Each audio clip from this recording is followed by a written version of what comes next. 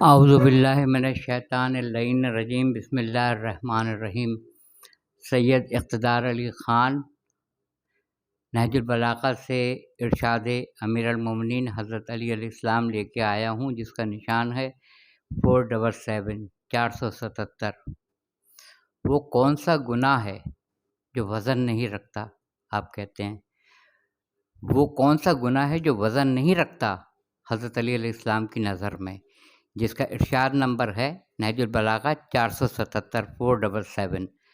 ہر گناہ وزن رکھتا ہے، چھوٹے سے چھوٹا گناہ بھی وزن رکھتا ہے، چھوٹی سے چھوٹی نیکی بھی وزن رکھتی ہے، مگر کتنی گہری بات آپ کہہ رہے ہیں، وہ کون سا گناہ ہے جو وزن نہیں رکھتا آپ کی نظر میں؟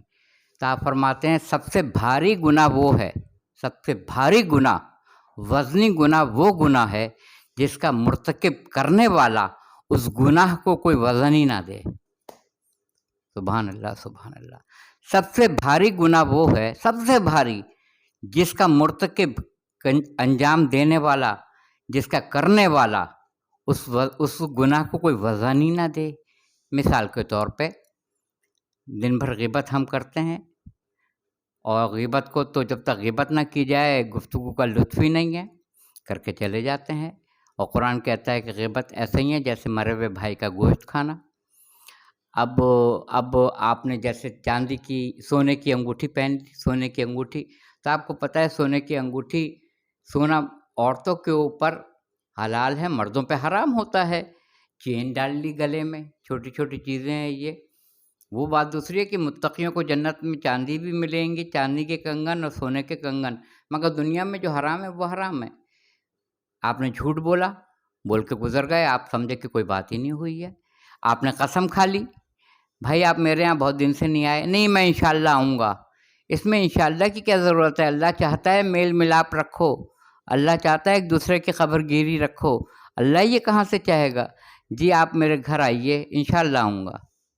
تو یہ چھوٹی چھوٹی جو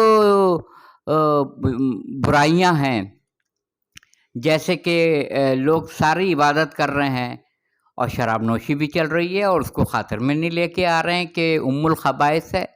جوا ام الخبائث نہیں ہے، خبیث چیزوں کی ماں نہیں ہے، جھوٹ بولنا ام الخبائث نہیں ہے، سور کا گوشت کھانا، ہاں اس کا لفظ استعمال کرنے کی ممانعت ہے، اتنا حرام ہے، وہ ام الخبائث نہیں ہے، خبیث چیزوں کی ماں، حرام چیزوں کی ماں نہیں ہے۔ بدکاری کرنا، غیبت کرنا، کسی کے مال پہ قبضہ کرنا، یہ سب حرام ہے۔ یتیم کے مال کی طرف بھی نہ جاؤ، یہ بہت ہی منع کیا گیا ہے، مگر سب چیزوں کی ماں ایک ہوتی ہے۔ تو برائیوں کی، حرام چیزوں کی جو ماں ہے وہ شراب نوشی ہے۔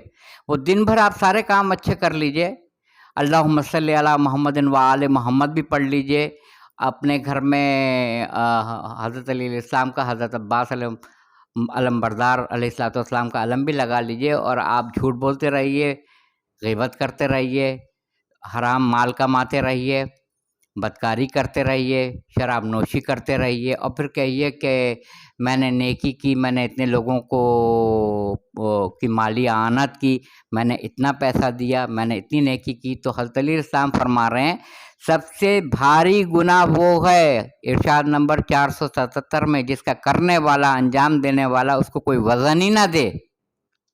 غیبت کر لی چلے گئے، حرام چیز پی لی، کوئی فکر کی بات نہیں ہے، جھوٹ بول لیا، کوئی فکر کی بات نہیں ہے، یعنی قدم قدم پہ ہم غلط کام کرتے چلے جا رہے ہیں اور ہمیں احساس بھی نہیں ہے کہ ہم غلط کام کر رہے ہیں۔ اسی چیز کو 30ویں پارے کا مشہور و معروف سورہ الزلزال، اس میں آپ پڑھ لیجئے گا، 7ویں اور 8ویں آیت ہے کہ جس میں ذرہ برابر خیر ہوگا وہ بھی دکھا دوں گا، جس میں ذرہ برابر شر ہوگا وہ بھی آخرت میں دکھا دوں گا۔